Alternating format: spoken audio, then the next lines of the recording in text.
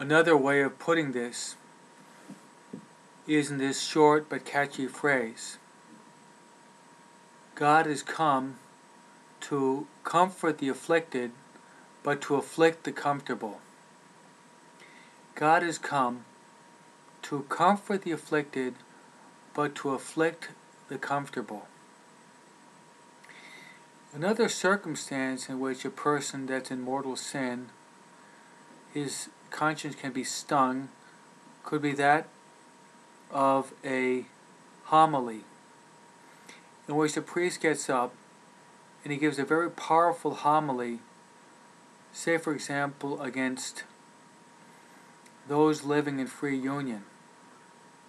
In the church, maybe there are 700 people, and one person is open to God even though he's in mortal sin. His heart is somewhat open to receptivity, and he hears the priest speaking about those who live with their partner without being married in the sacramental marriage, is living in mortal sin, is giving a bad example, cannot go to confession, is deprived of the reception of Holy Communion, which is the body, blood, soul, and divinity of Jesus Christ. And that individual, if he has children, is giving bad example to those children by living in the state of mortal sin.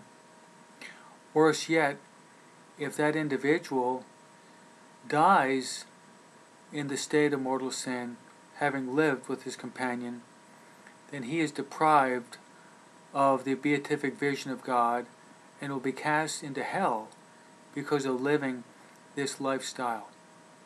This individual, when he comes into church, might feel a false sense of peace, but after he's heard this homily, he feels very uncomfortable. Why? Because the conscience has been pricked. The conscience has been bitten by the truth.